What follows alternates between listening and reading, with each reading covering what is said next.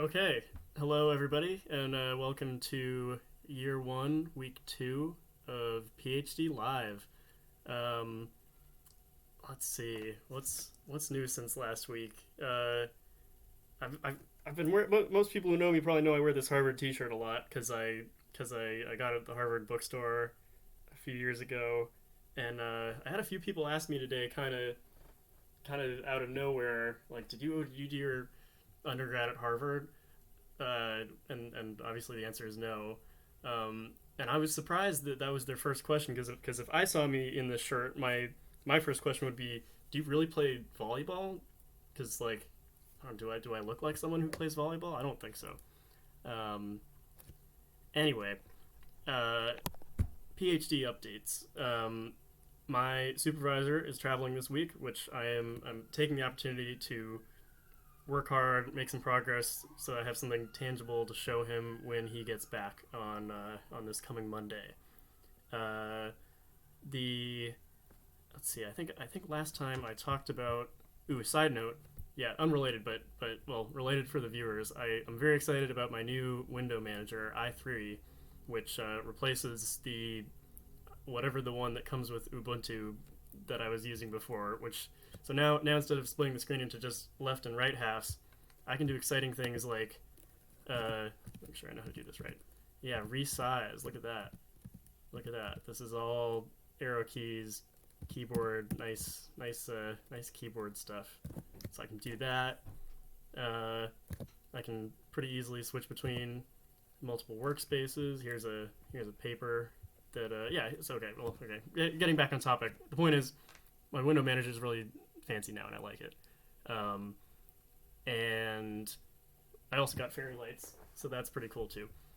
Uh, Back to work. Um, so this is the paper I talked about last time, and it apparently sort of represents the summary of the first stage of my project, which is looking at three different sources of neutrino data that could provide information on the ordering of the three neutrino masses.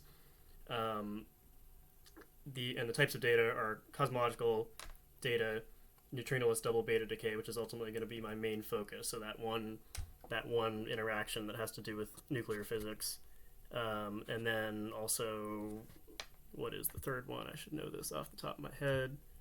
Uh, Oscillation studies of solar neutrinos because that the distance that they travel from the sun allows us to observe the the oscillation between the three different flavors in a pretty accurate way.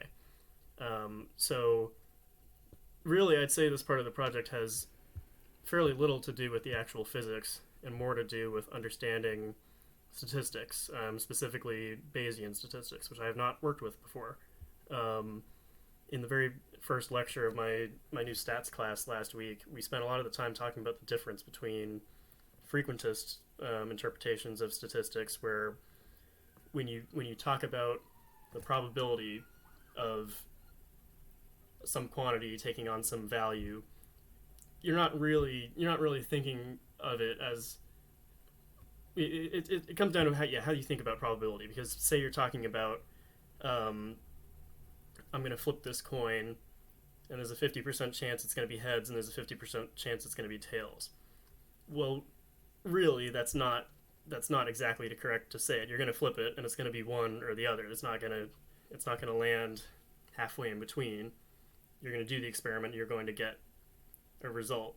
And if you had complete information, you would know what the result would be. It would be 100% heads or 100% tails. Um, but the frequentist interpretation of probability is to say that if you of statistics, sorry, is to say that if you do a large amount of coin flips and don't even if you don't have complete information, but it's a fair coin in a fair environment, you will on the average as n goes to infinity get half heads and half tails. Um, but the Bayesian approach to statistics is, well, the impression I'm getting is that it's a little more versatile and more applicable to science, because in the Bayesian interpretation, you're making the assumption that your model, your theory that coin flips are fair, is 100% correct. There's no room for error in that theory. In the Bayesian approach, what we're more talking about is hypothesis testing. So what is the probability given some set of data, like the data that I get from an experiment at CERN specifically, what is the probability that my theory is true as compared to X, Y, and Z other theories, which is clearly closer to how science and especially particle physics works. You don't know what theory is true. You might have some parts of the theory that you're more sure than others, but they're never 100% sure. You have some assumptions, which are called priors, which are information about the parameters of the theory that maybe you have from prior experiments, or maybe it's just an educated guess, and you use the experimental data to correct those priors and get to a posterior distribution, which hopefully is more true, and that enables you to improve your theory, improve your model over time. So rather than thinking about probability purely as a factor of doing something over and over again and the distribution of results that you get, Bayesian statistics accepts that you don't have complete information, and the probability either that your theory is right or that some parameter has some value, it really is more, it's a question of belief. When you're evaluating a Bayesian statistic, you're asking, how strongly do I believe that this is true based on the data that I have, but doing it in a very formal way. So in addition to going through these papers, and probably before I go through too much more of these papers, I now have, I'm going to try to switch windows in a nice subtle way here. Did it work? Yeah. Bayesian Data Analysis textbook. So I finally found a nice free online textbook, and this one came pretty highly recommended from some other university courses, and it looks like a good one for me to work through. So I'm not gonna necessarily talk too much for the rest of the stream today, except sort of muttering to myself about this book. But if you want to tune in, learn some stuff about statistics, then please join me. This is probably a good opportunity to mention that I'm kind of rethinking how I'm going to exactly structure these streams, just sort of thinking out loud here. I think that some of the time, maybe like once a week, I'm going to have a scheduled time, most likely either like Monday or Tuesday evening around this time, where I have a topic and I talk, and I give sort of a prepared presentation for 20 minutes, half an hour, whatever, about what I've been up to, or maybe pick some particular topic to give kind of a lecture on, or tutorial on, because I think that would be helpful. Well, please give me feedback on this, but I imagine it would be helpful for the viewers to have sort of a standard time, and if you're going to tune into the show, do it at that time, and it'll be a prepared presentation, and hopefully some fun and exciting information about physics. And the rest of the time I'll do other streams, more spontaneous ones, but it'll more be me doing what I'm about to be doing now, which is just working. Might get some fun phone calls, might just kind of be sitting here in silence for a while. So I think that might be good for people who just want to have something chill on in the background when they're studying, or I think someone even said they thought it would be helpful to be studying while they have the stream on with me studying, just so it's almost like a study session, but from the comfort of your own home or office. Yeah, that's basically what I'm thinking right now. But enough on that. Let's dive into Bayesian data analysis. I'm going to try to live text some notes on this as I go, because I often find that's the most helpful way for me to sort of summarize what I'm learning, keep track of any questions that come up along the way. These are what I'm showing right now is kind of the outline I've constructed over the last year and a half for my LaTeX lecture notes and seminar notes, which I should probably post at some point. This might be useful to people. Let's delete my stats lecture notes.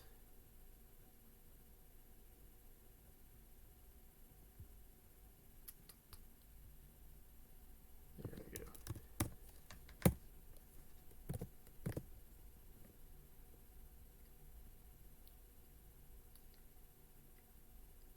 Yeah, I'm pretty happy about these fairy lights because it means I don't have to have the big overhead one on anymore. Definitely less glare. And I've set up my fake electric candles to sort of give the impression of candlelight. It's a little more relaxing. Just like the olden days PhD students used to do.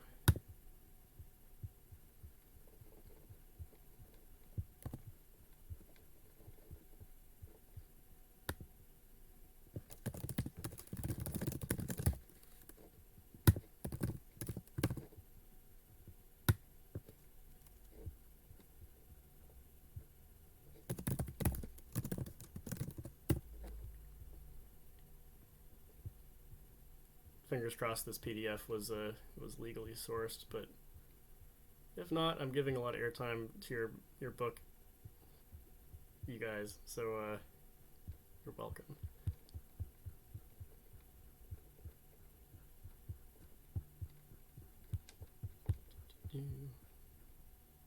Slovenia.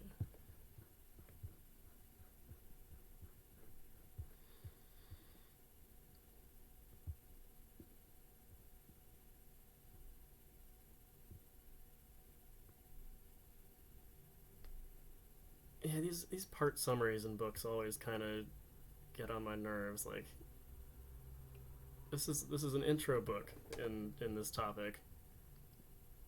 I don't think anyone's gonna know what this means until they've actually read the chapters. Like, if anything, this should be after these 5 chapters, but that's all right. Okay, chapter 1.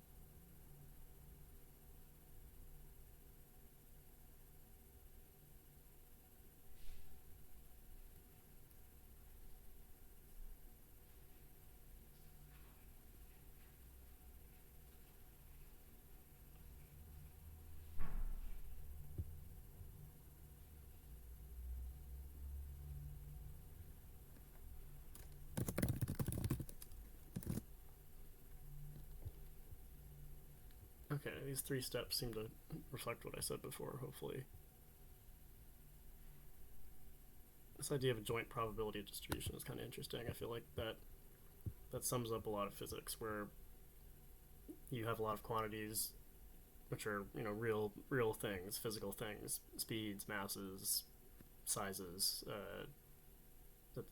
no matter whether it's classical physics or particle physics or anything else, that's the case. And knowing the set of relationships between them and how that affects the uncertainty you have in one measurement versus another, that does seem to sum up quite a lot of physics. So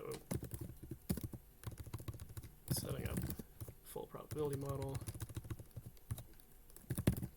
Let's get some fancy LaTeX in here.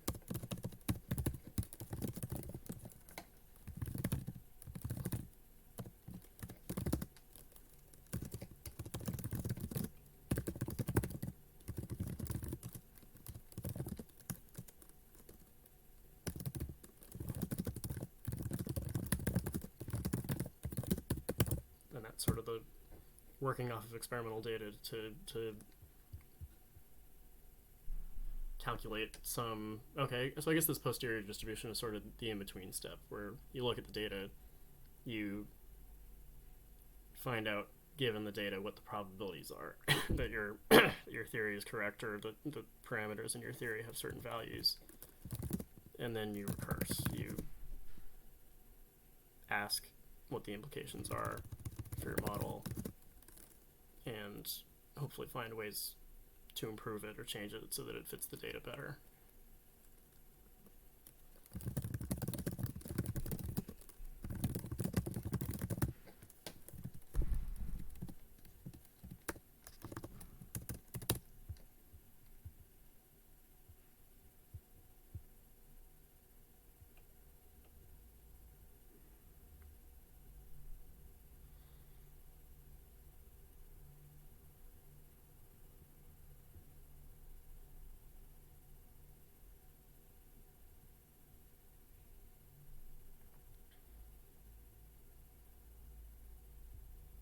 It seems like in physics this property is especially important.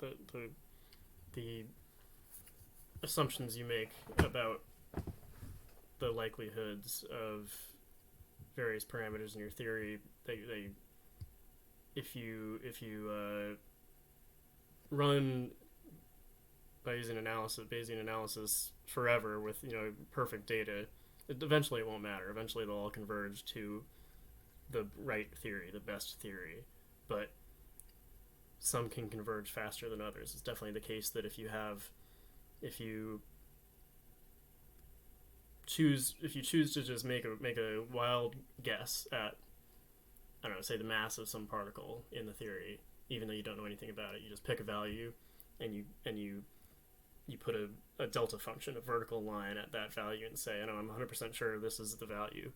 And if you're wrong, the way that this statistical recursion works means that value, even if it's wrong, that value won't shift. You have to leave some room for doubt in order for the math to work. And like if you rather than a single point, you put a Gaussian of some kind, and it will be able to evolve to the correct location. And on the other hand, you don't want to just necessarily assume a flat distribution unless you really have no information about any possible, unless you really have no information about what the parameter is, then that could also take a really long time to converge and take advantage of the experimental data. So this dependence on prior distributions is important.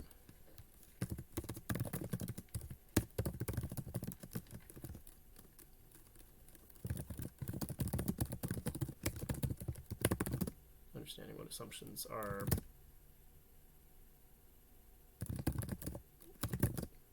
reasonable, but not too presumptuous. That's a good word.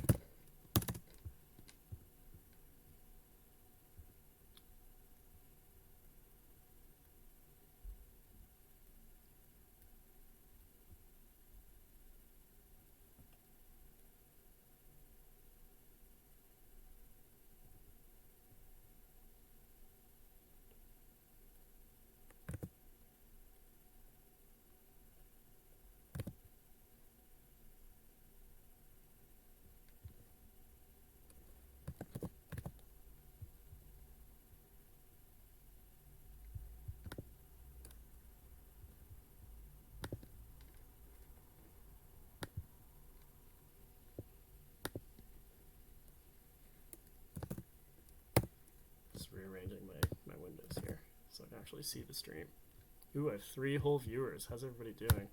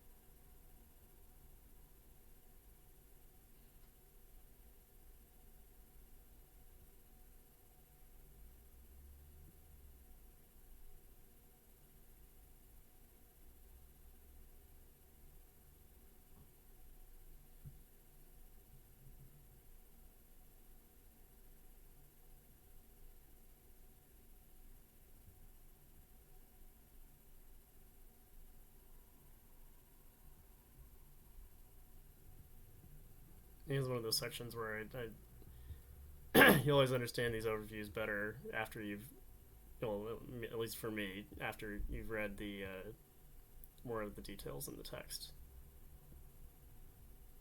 which is tough. It's got to be tough when you're writing one of these textbooks to pretend like you don't know anything yet when you're writing it and imagining what that will be like for the reader.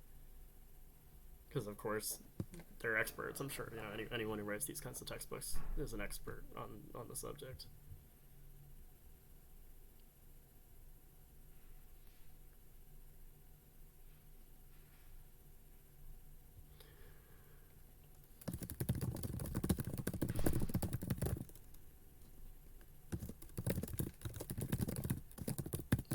It seems like a key idea. You never have access to the whole population that you're trying to study, whether it's people trying out a new cancer drug in this example, or all the particles in the universe. The percentage that we actually get to study and check their properties is so incredibly tiny. It's a miracle that we can notice any patterns at all.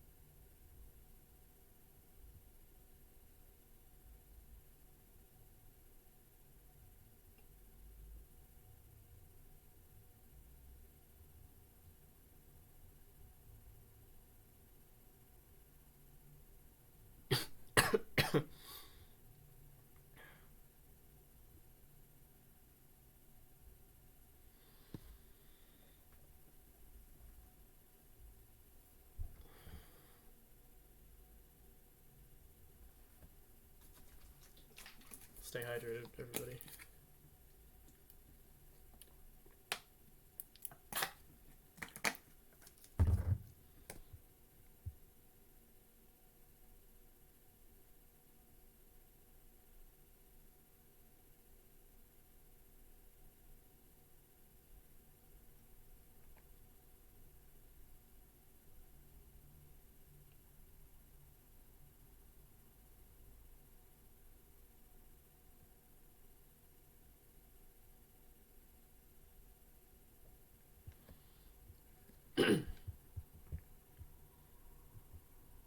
I'd say the relation to physics of this section is pretty interesting, because when we talk about unobservable parameters versus observable data, in physics usually the line is pretty clear, because almost everything is observable in some way. Whether it's the mass of a particle or the phase transition of some kind of material with temperature or electrical properties of something, like, you can measure so many things directly. I think there are very few fundamental parameters that aren't something physical anymore. Like, physics has tried very hard to move away from just numerical fits to things, where you have some data and it looks roughly quadratic, so you fit ax squared plus bx plus c to it, and you end up with three parameters, and you could call that a theory. It is a model, it is predictive, but you can't directly measure or understand what those A, B, and C are. But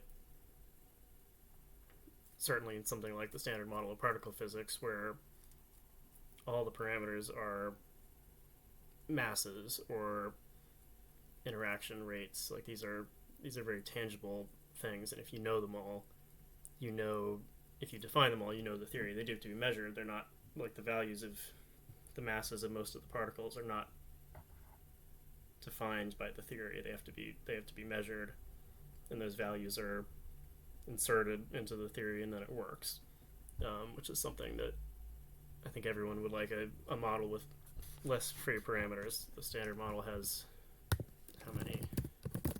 Google time.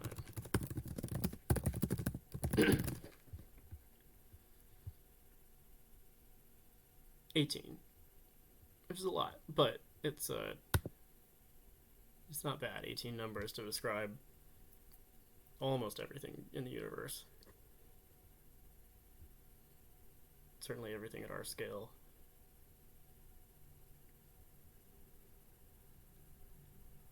Okay, it goes up to 26 once you start talking about neutrino masses, and the neutrino, they call them mixing angles, which there's 3 mixing angles which describe how the 3 flavors of neutrinos, how the rates at which they oscillate between one another. And then there's another number called the CP violating phase, which I think describes. I'm gonna wait on that one because I don't understand it well, but it's to do with how they break a certain parity symmetry. If they do, there's a number that just to describe that too, which we have not, I think, measured very well yet. But no, that's only 7, so there's got to be one more.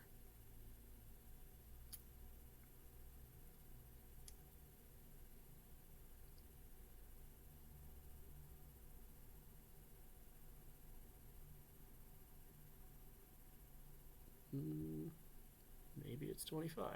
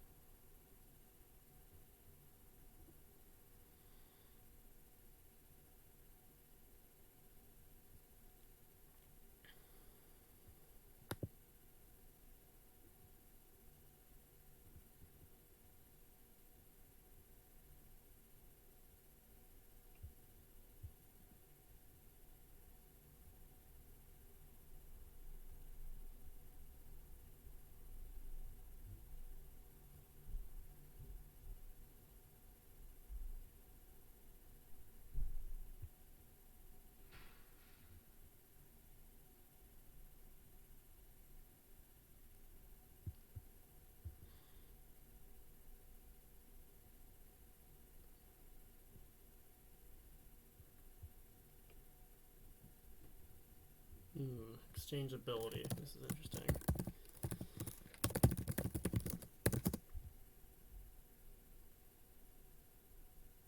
Well, we're talking about the example of if you're sampling a bunch of different patients in an identical way, then the distribution isn't sensitive to like the order of the patients. Like you don't know anything about them ahead of time. They're just sort of identical experiments. But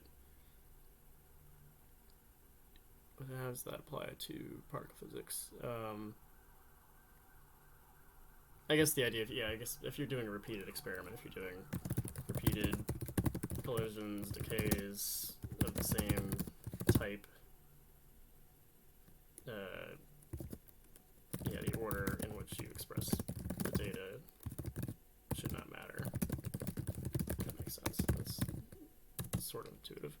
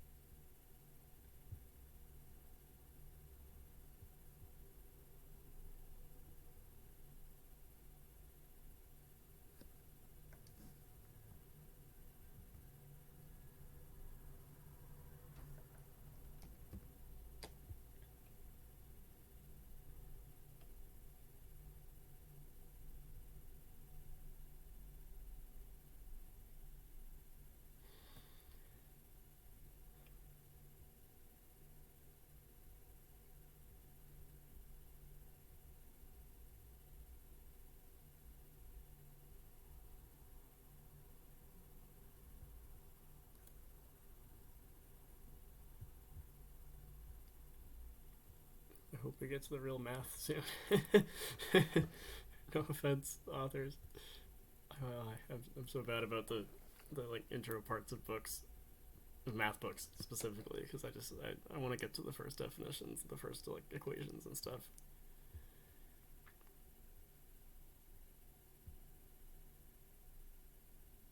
I see this abbreviation a lot, and I'm always afraid to look up what it means. IID.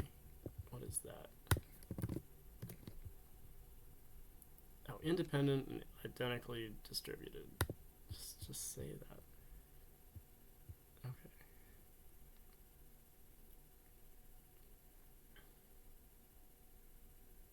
Yeah, that makes sense. Okay, so yeah, if these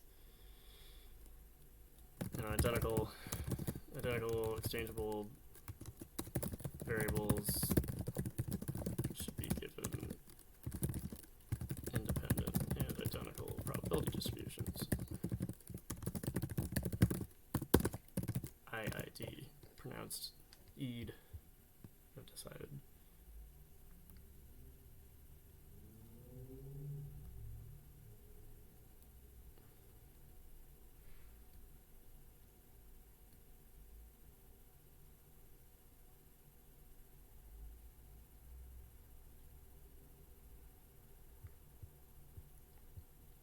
This idea of explanatory variables does definitely come up in particle theory, where if you sometimes it's just too numerically intensive, computationally intensive to try to look at all the probability distributions at once. Like if, especially on a first pass, trying to understand some theory, you could just do like say you're studying the data that gives you the Higgs particle mass. From like there's a bunch of different mechanisms. We talked about these in class today, the different ways the Higgs particle can get produced, and then also the different ways it decays. So let's say it's getting produced by the TTH mechanism is the one that I worked on a couple summers ago at CERN, where a top quark and an anti-top quark come together. They collide from protons in the LHC, and there's a couple different channels. Sometime I'll do a QFT review to sort of explain that terminology. But when in QFT, quantum field theory, when particles come together and collide, it's not like in classical physics where they just hit each other and sort of explode and stuff comes out. Particles, the more accurate way to think of how they interact is that messenger particles are sort of sent between them. So if a electron scattering is a really simple example. So if two electrons get really close together, they don't actually hit each other, but the probability increases as they get closer that a photon will be exchanged between them. It'll go from one to the other, and you can think about this classically. If you have like two balls, and one of them shoots a bullet at the other one, it's going to recoil backwards. The bullet's going to go across and hit the other one and get absorbed, and that's also going to recoil backwards. And that's you can think of that as what's happening when two electrons collide. They don't actually hit each other, but they exchange a photon, which transfers some momentum, and then they continue on their way. But in quantum physics, in quantum field theory, you have to sort of account for all the possible probabilities that can happen, because in a sense they're all happening at once. So electron positron is a better example, because electrons and positrons are antiparticles of each other, and in a sense an electron going forward in time can be thought of as the same as a positron going backward in time. So electron and positron come together, they can exchange a photon and go back out. Another way you can think of that interaction as happening is that the electron and the positron annihilate. So in a sense, the electron sort of bounces in time and goes back down. They annihilate into a photon. There's just a photon for a little while, and then that photon decays. It releases by pair production an electron and a positron, which go back out again. It's not the same two, but all electrons are identical to all other electrons, and same for positrons. So those are two distinct processes which you have to add together, and there's plenty of other ones too that are possible to get the total result for the likelihood of that collision and like the momentum distribution of that collision. So for more complicated ones, like the ones that produce the Higgs particle, there can be all sorts of other particles involved. There can be all the different quarks, gluons. You could have electromagnetic interactions going on too, and pairs of electron positron, muon, anti-muon getting produced and reabsorbed. There's all these different things that can be happening, and the masses of those particles, of course, impact how the Higgs particle gets produced. And if you're trying to measure the Higgs mass given all this collision data, this is a case where these explanatory variables, as I understand it, can come in, and it's easier and very useful as an approximation to say, okay, even though we don't exactly know what the top quark mass is, like we have a value, I think it's like 171 giga electron volts or something like that, plus or minus, I don't know, 1, which is not that exact. Like we know the electron mass down to like 10 decimal places or something, but including that probability distribution in there is going to make the calculations of the Higgs mass a lot more complicated. So until you're doing your final analysis, you could just treat the top mass as sort of a known quantity, as an explanatory variable, I guess, as this book is calling it. Pretend it's known, and that will help you to analyze the data. And then later you can go back on and do a full analysis, include all the necessary probabilities. I think that's what they're getting at here. Yeah, so explanatory variables are assumptions that parameters are known, not random. Yeah, which I think it's safe to say that's it's never exactly true. Nothing is totally known, but it's a useful tool.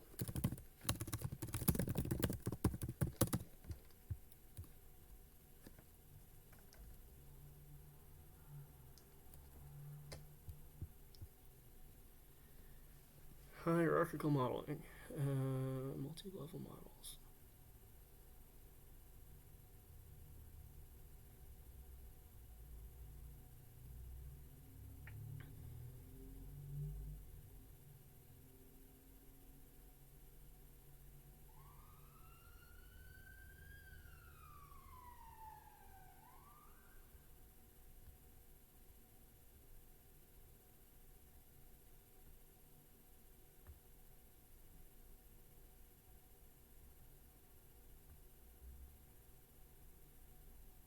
This seems a little redundant. Like it's just the idea of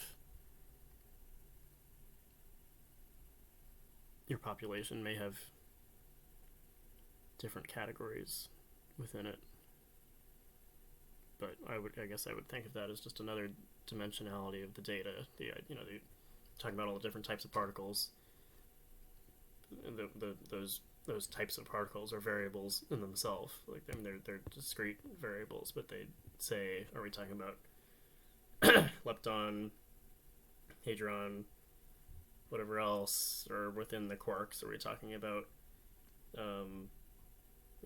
something with an up quark or down quark or a strange quark? Or like these are different axes that the particles all fall on.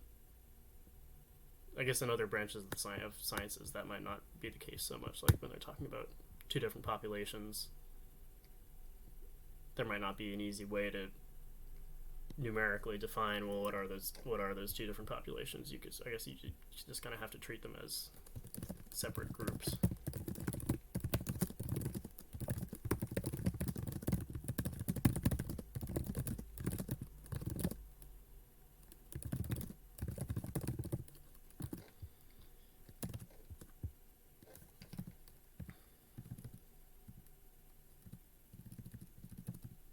What did I do?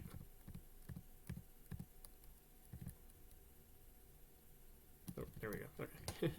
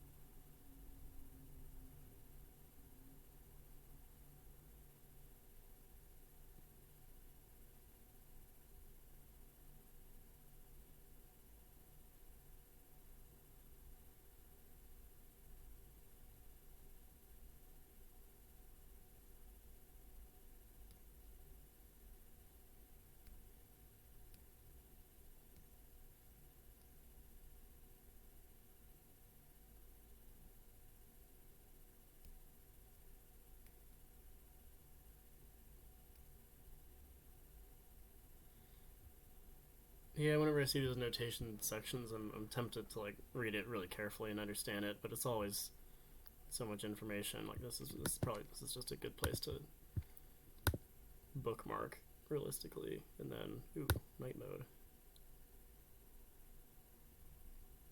Do people like this better? I can't decide if I like that better. I think I don't like that better. Ooh, I do like continuous better, but not night mode. Yeah, that's better. Can I not take bookmarks in defense? That's upsetting. Ooh, I can star at least. I guess that's okay. I'll do it. Okay, there we go. That's bookmark. Star doesn't mean bookmark to me. Star means like favorite or something. What was this again? Oh yeah, notation.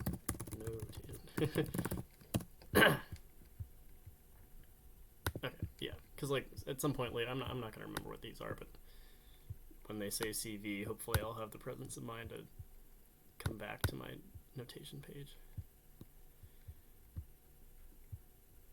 Wait, now I can't scroll anymore. Did I break it? Oh no. What is this?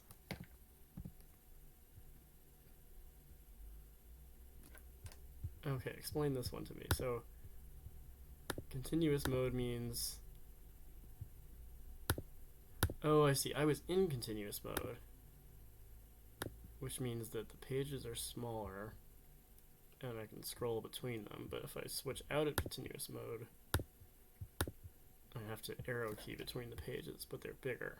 What if I want it bigger and to be able to scroll between them? Maybe this will do it. Yeah, that's exactly what I wanted. Okay. That's really good for future reference. 180.8% is my new favorite number.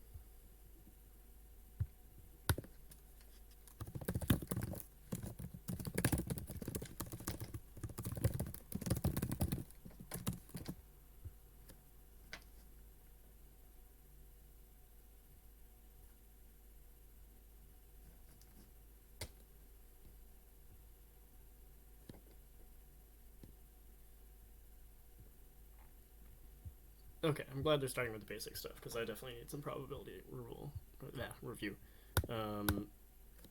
joint probability distributions, yeah, just the idea that the probability of A and B is the same as probability of A times the probability of B given A. If they're independent, then the probability of B given A is just the probability of B, because A doesn't impact it. So it's a generalization of the idea of, like, for independent variables, probabilities just multiply, but if they're not independent, you do need to account for the dependence, and that's what this does.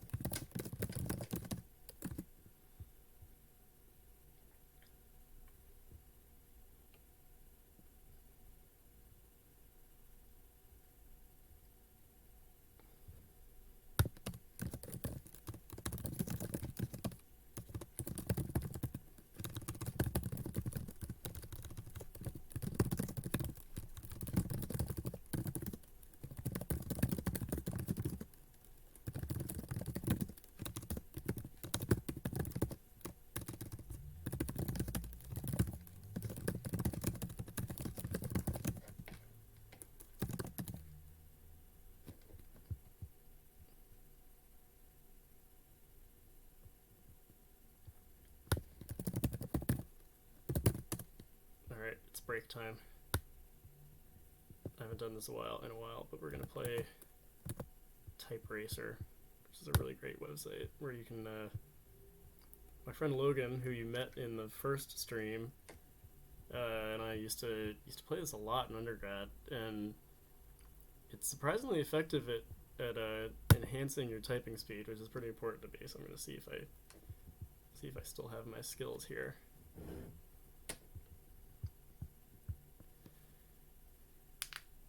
I'll take my rings off.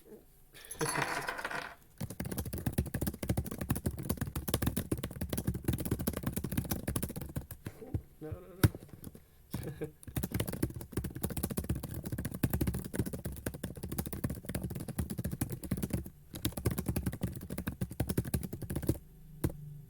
Cool.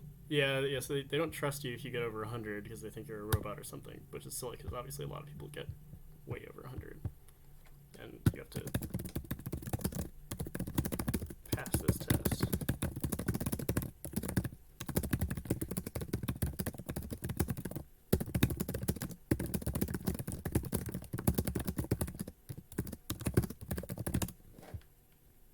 That was not very good. Okay, try again.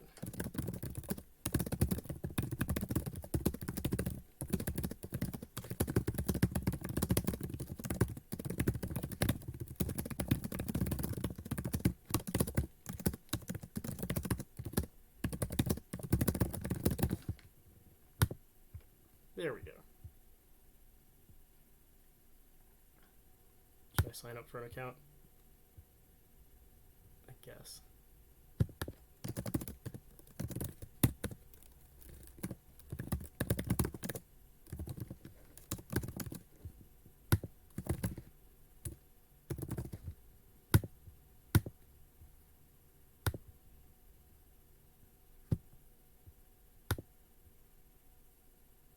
When did I start streaming? Was it like 2 weeks ago?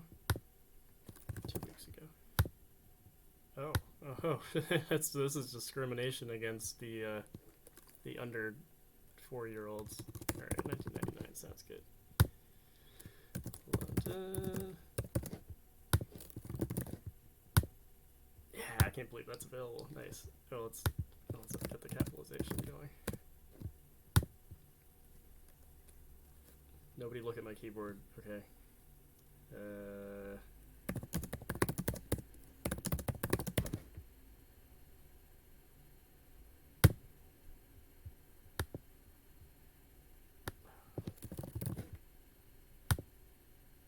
Fine. Okay.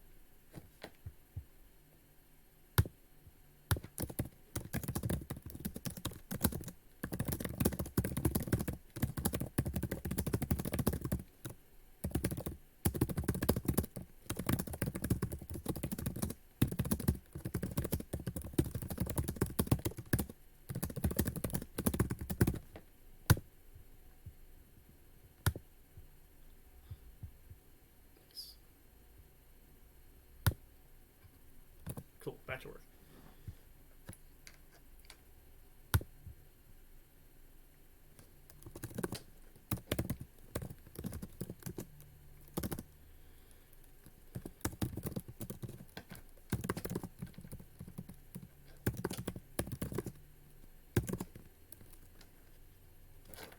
Definitely can't let myself take notes on everything here, or it will take me forever to go through this book, and it's not, I don't have that kind of time.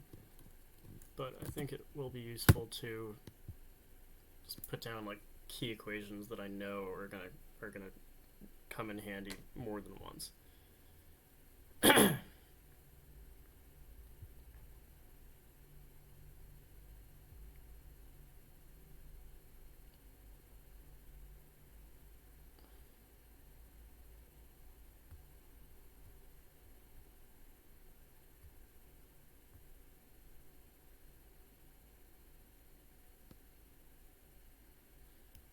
Marginal distribution. I've not heard that term before, but I feel like this is the Bayesian version of just like a total probability distribution in frequentist statistics. Because the point is, you have some dependence on another variable theta, you're integrating out over it so that dependence is no longer there, and you just have this total probability of the data.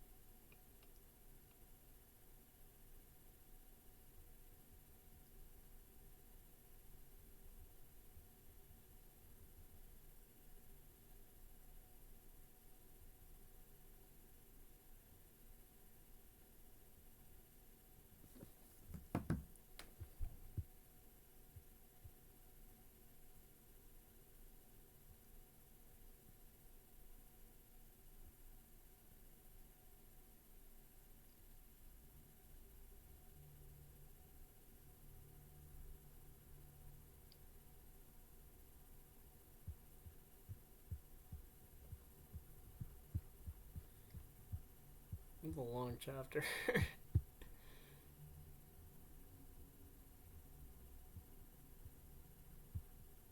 A really long chapter. Oh, jeez. Okay. Let's pick up the pace. This can't all be useful. Okay, so we got the ability to have one random variable dependent on another random variable, and we can switch between them, and we can predict a third unknown from those two. That seems like pretty good basic stuff to be able to do.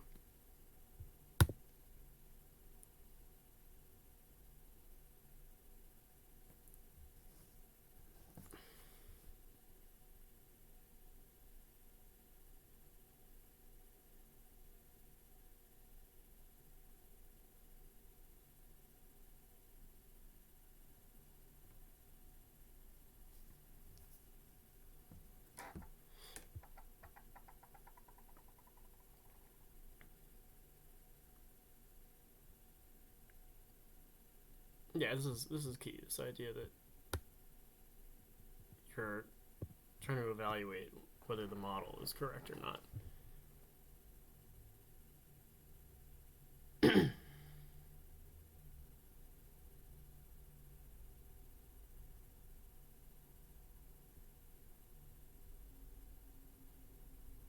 You can only distinguish models if they produce different likelihood functions, different conditional probabilities. That makes sense, because that's kind of, yeah, that's the only channel by which the theory impacts this this observable.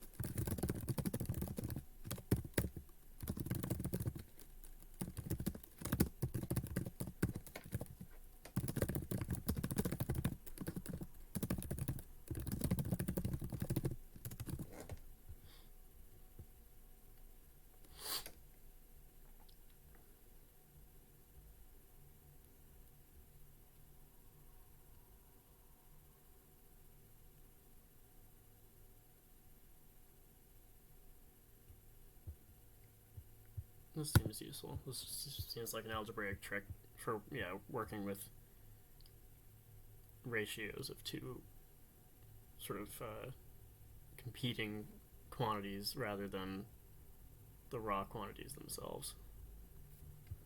Because this what do they call it? The marginal distribution, the total probability in frequentist terms cancels out. That does seem useful.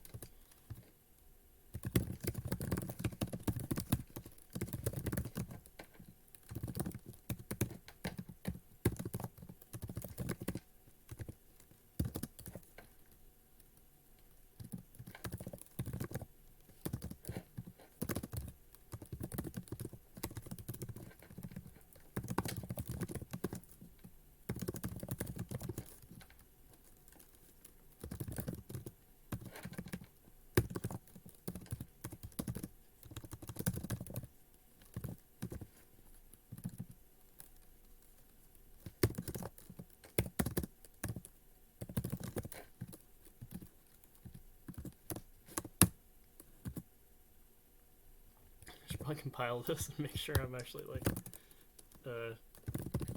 teching correctly. If I got that 100% correct, I think I've earned a prize.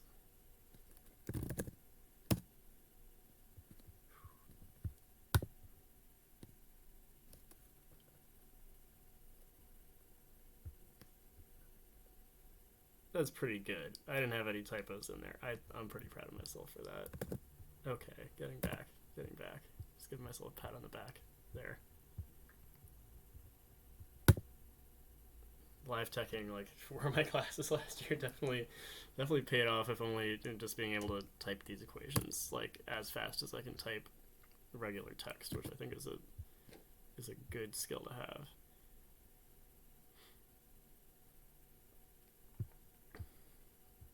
Okay, this example looks interesting. X chromosomes and Y chromosomes.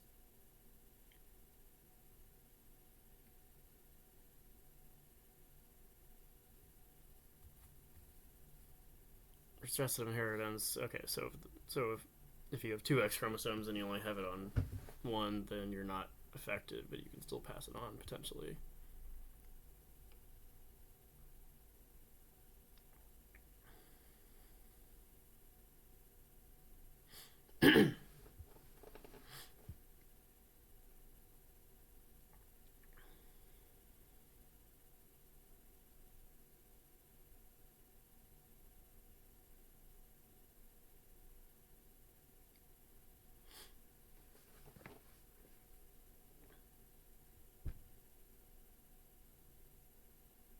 So we're sort of partitioning the experimental data that were allowed into what we had first and what we have second, which seems sort of artificial in this case, but in general that's true. You run one experiment, you draw some conclusions, and then you have to run another one and build on those conclusions, but it doesn't invalidate the first experiment.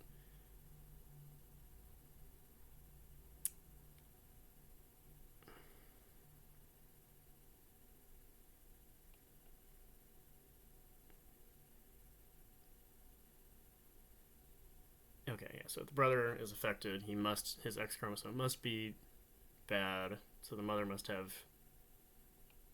one because she's not affected. That makes sense. She has one good, one bad. The father's not affected, so one X chromosome she's getting is good, and one is 50-50, either good or bad. Okay, so that makes sense. Prior distribution wise, she has two sons. Neither of them are affected.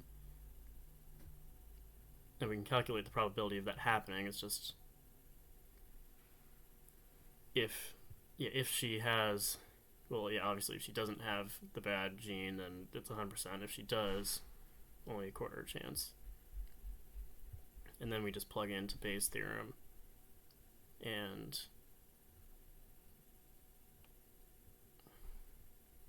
if she has unaffected children, there's only a 20% chance that she's a carrier.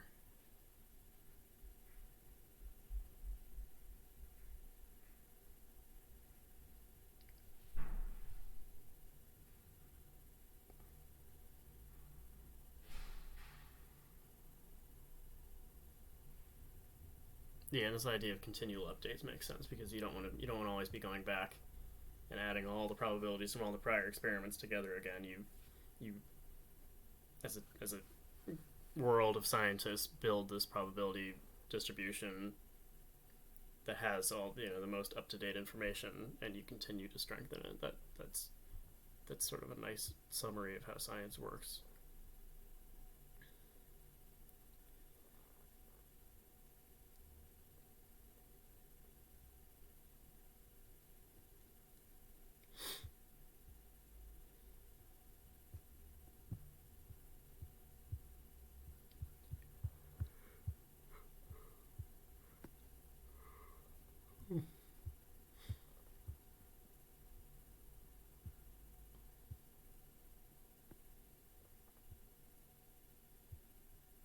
Let's see. I'm teaching a class at 9 tomorrow. It's my first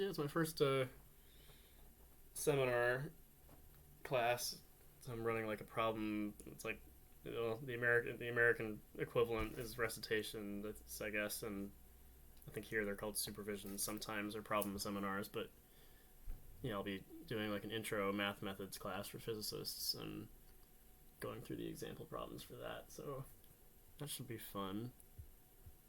Just thinking if I have to be there at 9, I should get up at 8. Okay, so I'm probably gonna stream till like 12:30 at the latest. Optimistically, I will get this chapter.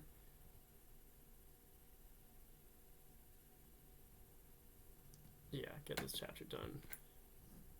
That seems reasonable. That seems like a good goal.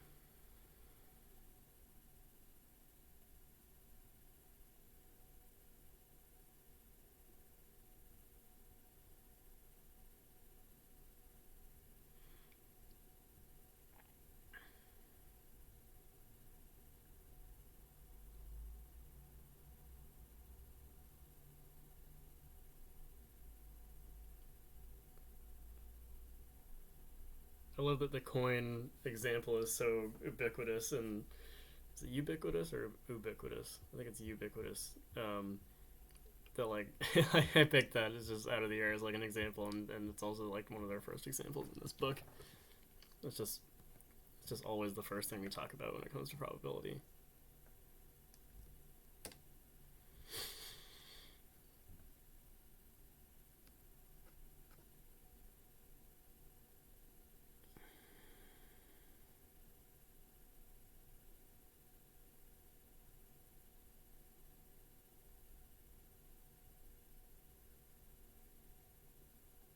I'm really liking this candlelight thing. I feel like this really this really adds to the aura here.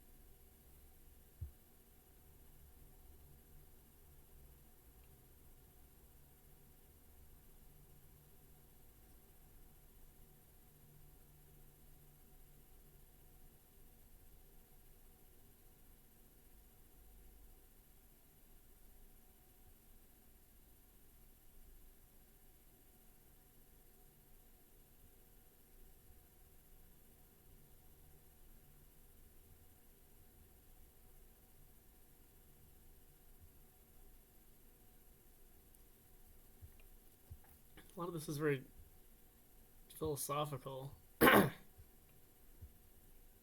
it makes some good points. It's interesting how, yeah, how do we construct a guess at a probability?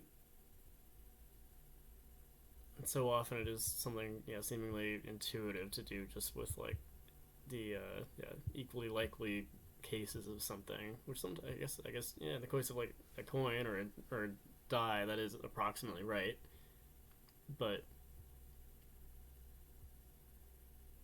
so much more often we rely on prior data. We do that intuitively. If you live somewhere, you probably could take a guess like how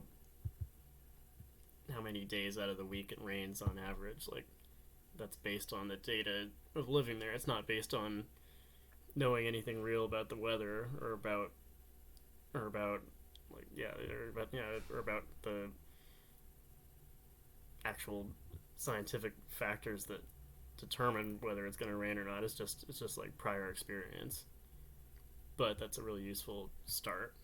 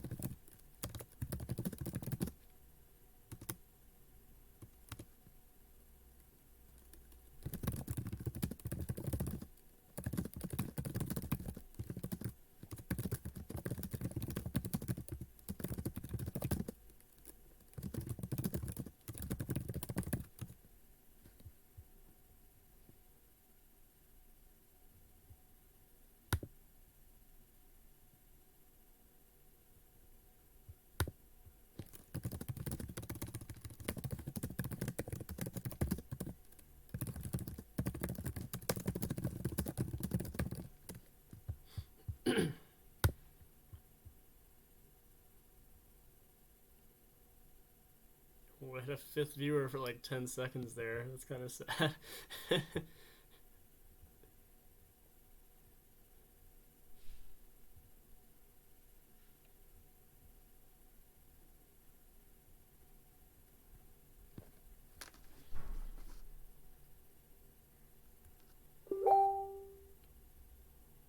Ooh, now I have a fifth viewer again. Maybe it's the same one.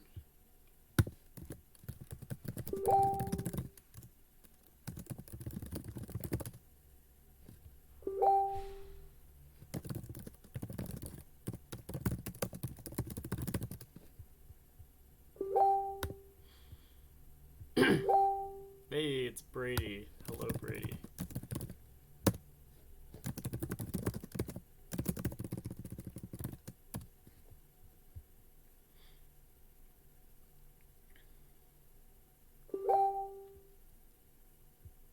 Alright, I'm skipping past this. This is just wandering.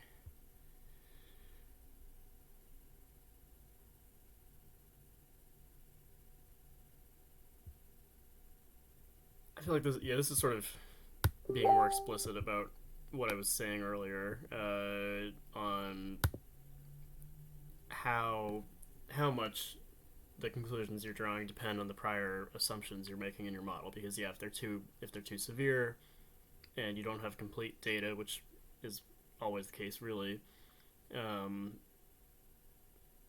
yeah, you making bad assumptions could lead to bad conclusions. Of course, that makes intuitive sense. Um, and I think the argument that they're making is that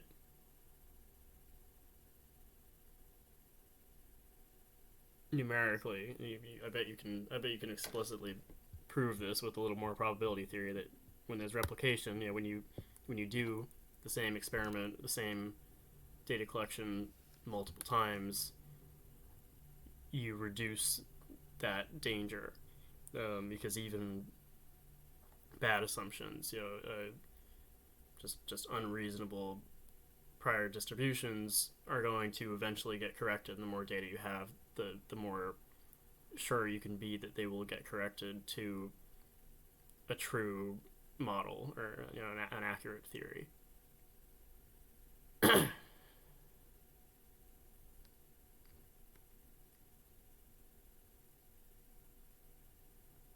Example two. I like these examples. Okay, I'm definitely a fan of authors who include like self-contained examples, because that's a really good way to understand any content, but especially probability and statistics. American, yeah.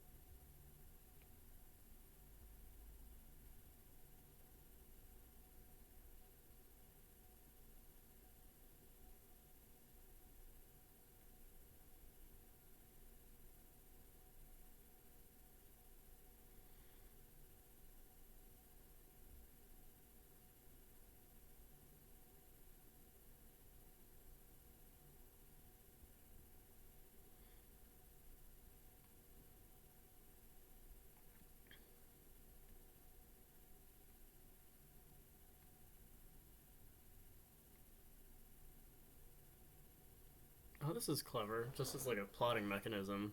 I hadn't thought of this. Yeah, when you're plotting a lot of discrete data points on top of each other, and maybe you don't have access to like a color plot where you could do some sort of like, yeah, density layering to show where more points fall. They're just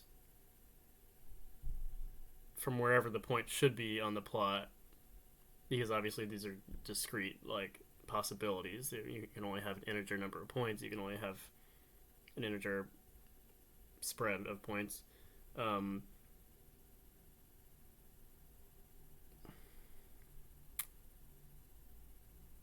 okay, yeah, and then they just add a little bit of random variation so that you can tell that these clusters mean there's more points at a particular spot. That's clever. I really like that.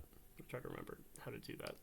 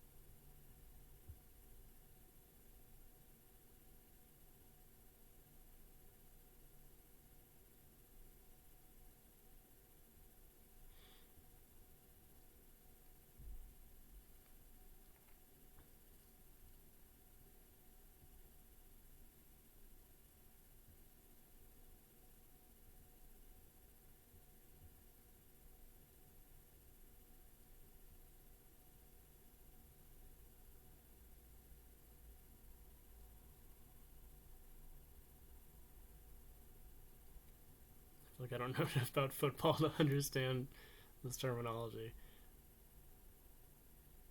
I guess. Okay, I guess they're arguing that. Okay, I don't think I know what point spread means. That's definitely the problem here. Difference in ability between. Okay, so point doesn't actually mean scores. That was definitely my confusion. It's like a rating that they have. Do people know? Do people know about football? Would I know this if I'd ever watched like one football game? Okay, okay. So it's just like a rating, and then the outcome must be the actual score difference. That makes sense.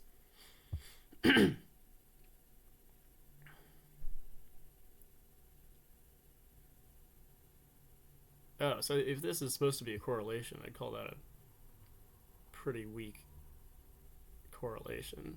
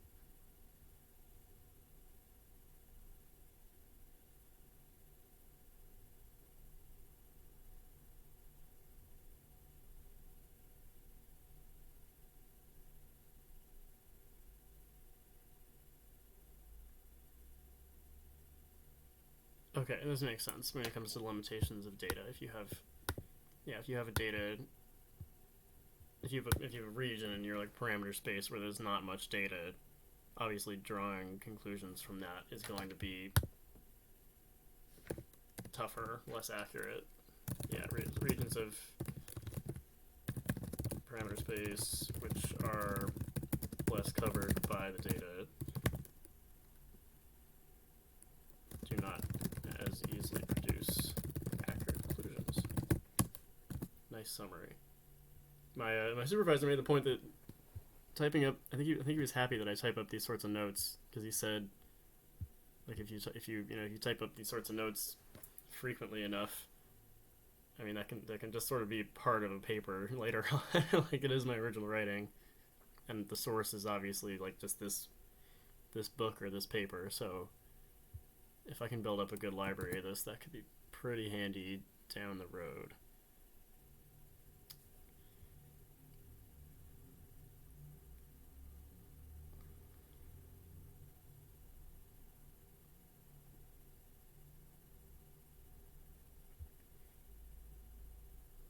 Yeah, so in these areas where you don't have as good of a sample size, taking this smoother model, I think by parametric, I think they just mean that it's a function. It's rather than having all my random data and just taking the probability of each outcome to be what it was from the data, which I guess is, I don't know, that sounds pretty frequent just to me, but instead finding a function that fits it, which they just picked a Gaussian, and I assume they fit the best possible Gaussian to this data, and you get a nice probability distribution, which doesn't it satisfy.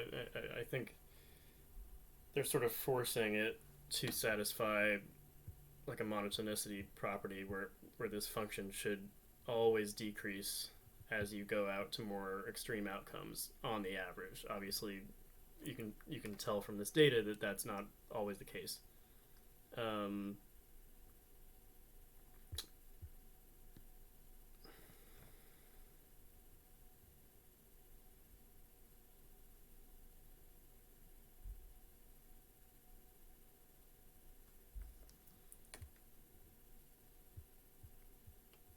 Oh yeah, I'm learning Chinese. I don't know if I mentioned that. I have 10. I'm in a flat with 10 people, and uh, the other 9, except me, are from China and Hong Kong and Taiwan, I think. So my my thought is I wanted to learn Chinese for a long time, and when am I gonna get this opportunity to like have so many people to practice with ever again? Honestly, so that I need to add that to my that's on my checklist. I know one of these words. It's this one. Pretty sure that means they, plural, female. Definitely don't know any of the others. Yeah, okay, well.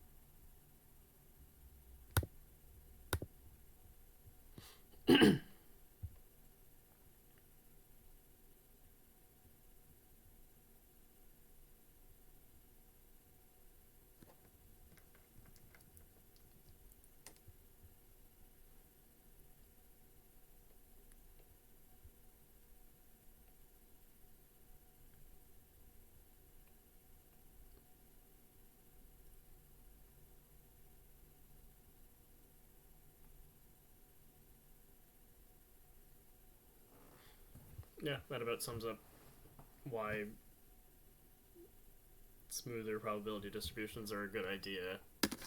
And I think what they're not mentioning in here, but it is more science specific, is that what's it called? Some axiom that I'm like forgetting here. It's the Occam's razor, that if you have two different explanations for something occurring, you should choose the simpler one, unless you have some evidence. If you have two explanations that both work, the one that requires the smaller amount of assumptions is inherently the best explanation.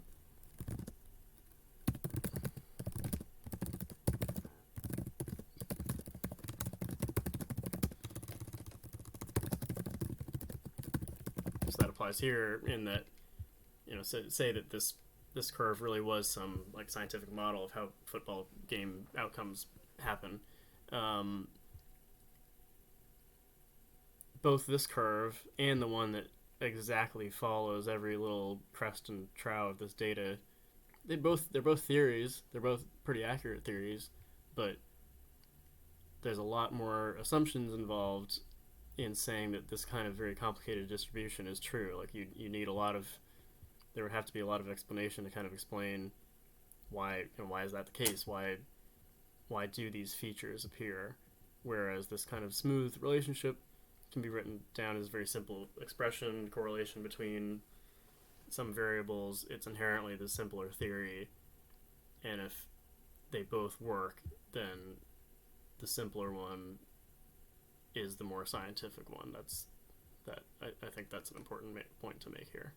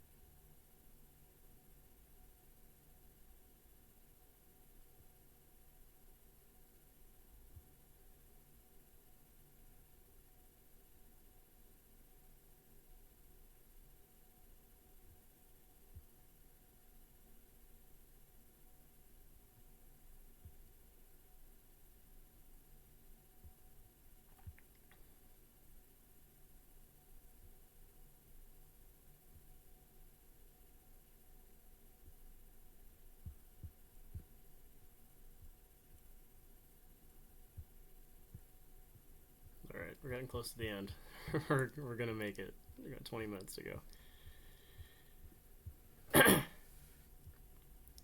And this record linkage example seems overly convoluted. I think what they're approaching here is just the idea of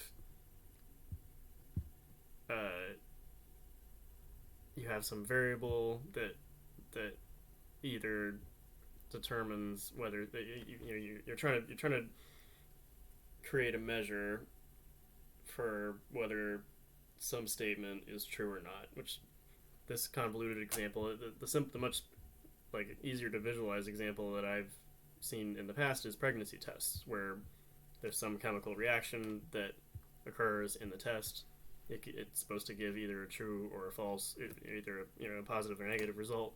And if you're developing this test, you'd like to know how accurate it is, both in terms of if what are the likely chemical, whatever this chemical marker is, it's gonna produce some single value.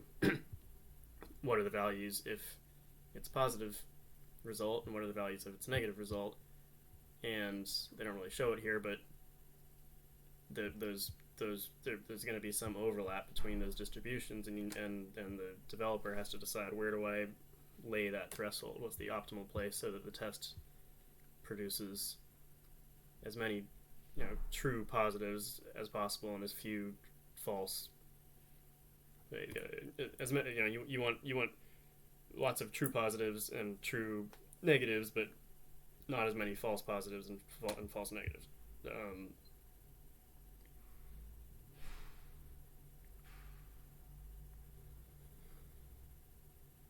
Okay, yeah, constructing, it's possible to look at this data and calculate the dependence of the error of the false match rate, which I guess they're treating as just adding together false positives and false negatives as a function of the threshold.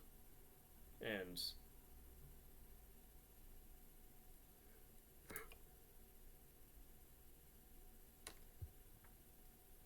yeah, it's pretty clear that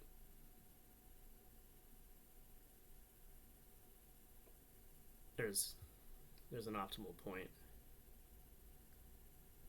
where you're still getting as many true matches as possible, but as many true positives as possible, but you don't want to fall into getting false negatives. So the optimal point would be somewhere around this corner.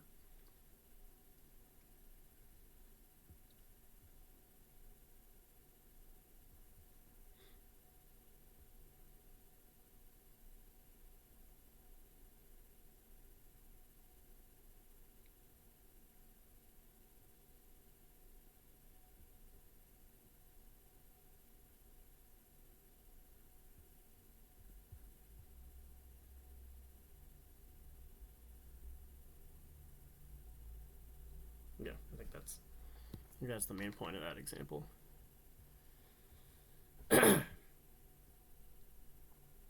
Cool. Probability review.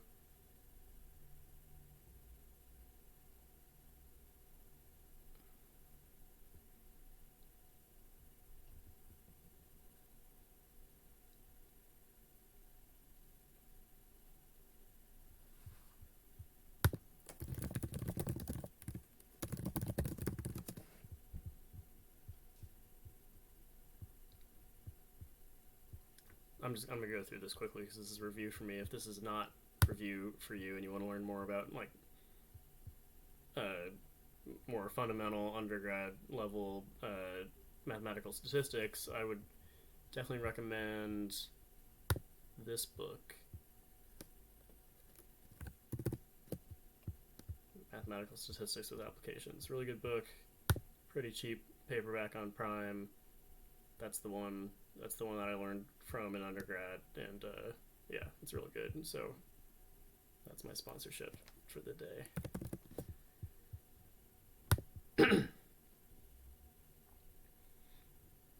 Yep. So the idea of taking means and variance, I mean, any moment of a probability distribution that you're going to calculate. Let me make a new subsection for this.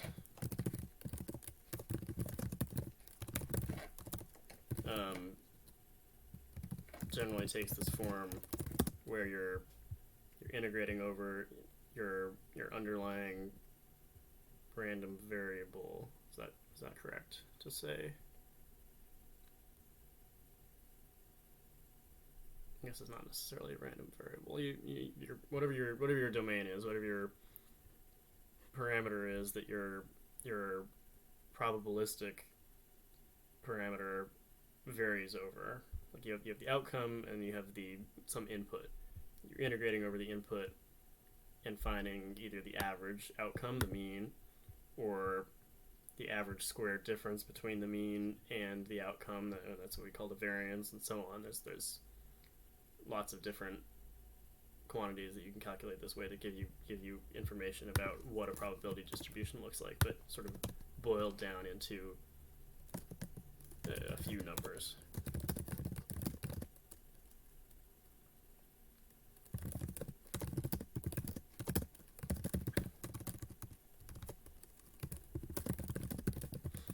And if there's multiple input parameters, this just becomes a multiple integral.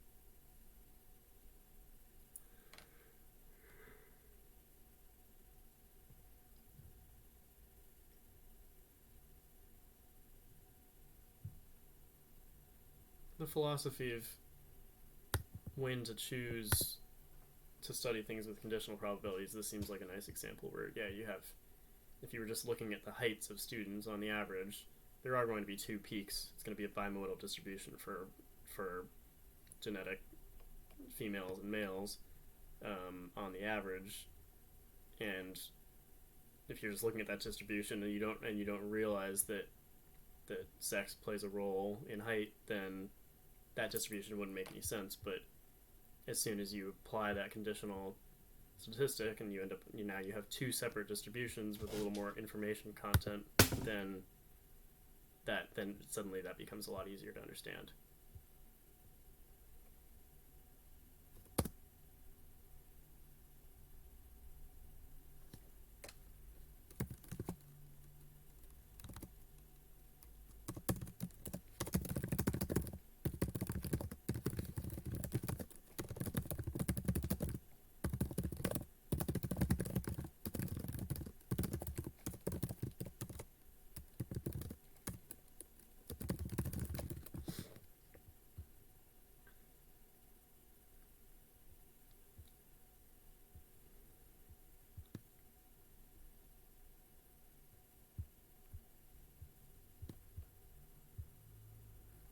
This I might not have seen before. The mean of a conditional distribution.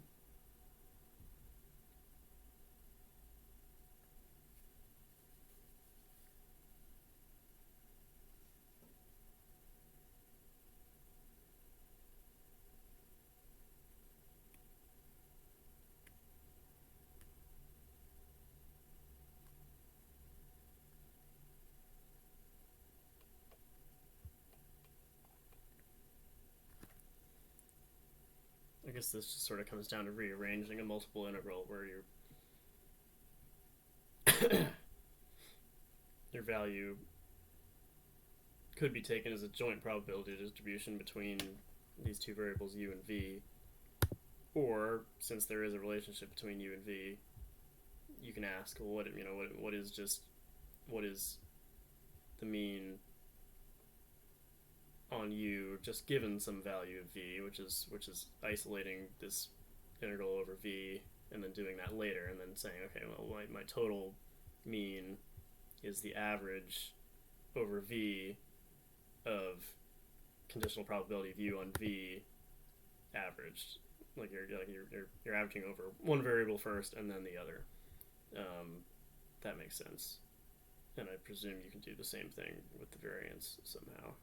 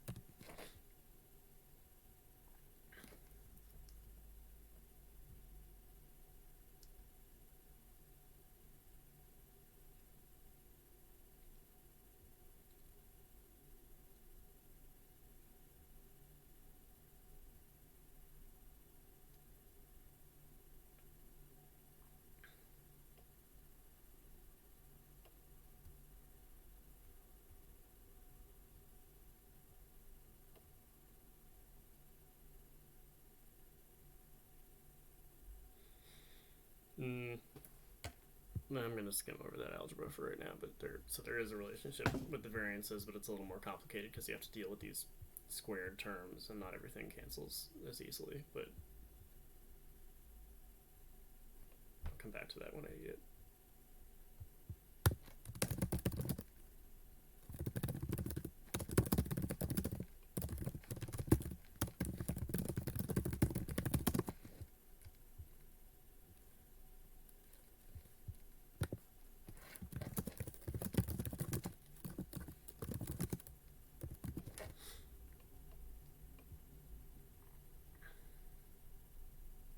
Transformation of variables.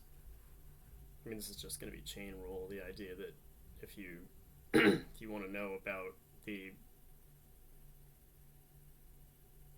probability density, which is a function of some variable, and you transform and you change that variable through some other function, that the way that you find out what the new probability is in terms of this new variable is to multiply it by the Jacobian of the transformation, which for single variables is just a partial derivative.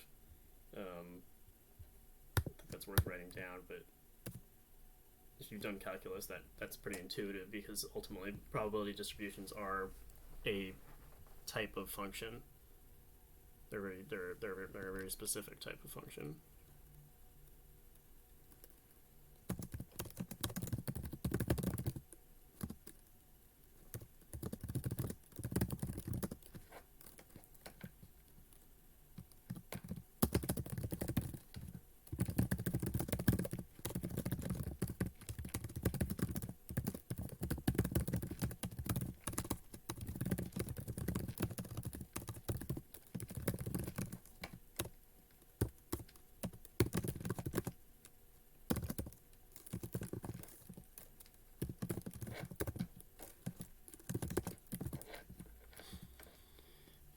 Did I close the parentheses right? I think so. Cool. Oh, yeah, forgot the Jacobian. That's kind of the whole point, isn't it?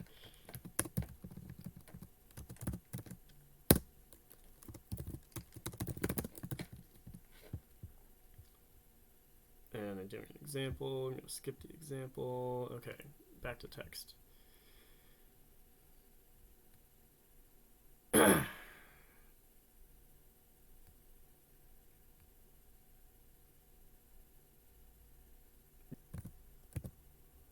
think I'm back. Hopefully I'm back.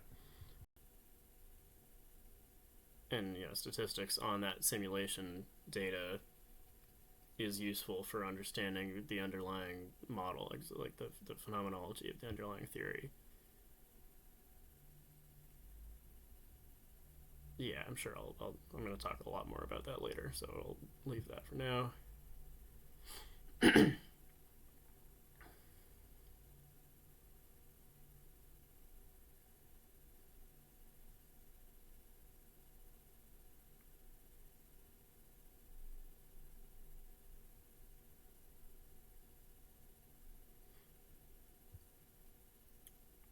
And this idea, this is a simple way of sampling from a probability distribution, is to look at the cumulative distribution, which is the integral of the probability distribution. Because given that for any probability distribution, the total probability has to be 1, that means that the area under that curve is 1. So by I think it's the first fundamental theorem of calculus. First fundamental theorem of calculus or something is, okay, take a derivative of that, and now you have a function which is guaranteed to go from 0 to 1, and because the probability distribution is always positive, the slope of this new function is always positive. You have a function which monotonically increases from 0 to 1, which still has all the information about your distribution. It's just that it's cumulative. It's telling you how, as you go through your variable, the distribution goes up. How the probabilities all add up as you increase the variable, and they explain this pretty well here, that therefore you have a function, an inverse function from 0 to 1, which you can just generate random numbers on, that goes back to your cumulative distribution, and that so that allows you to generate values in a way that reflect your distribution. That makes sense to me.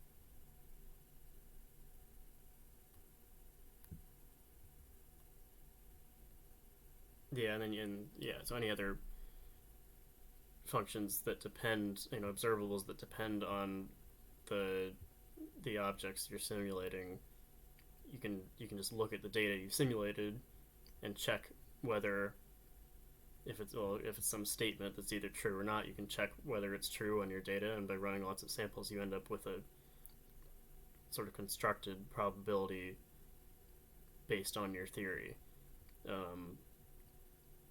And there can be layers upon layers of that, of seeing what results, what important observable results emerge from the underlying theory, just from simulating the kind of processes that you can have under the theory. So specifically for particles, we're talking about, these are the masses, these are the interaction rates within my collider. What sort of collisions should I be getting? What sort of probabilities should I be getting for these individual processes? And then, based on the conditions of my detectors and what things I can actually see from those processes, what should I expect the data that actually I get out of the experiment to look like?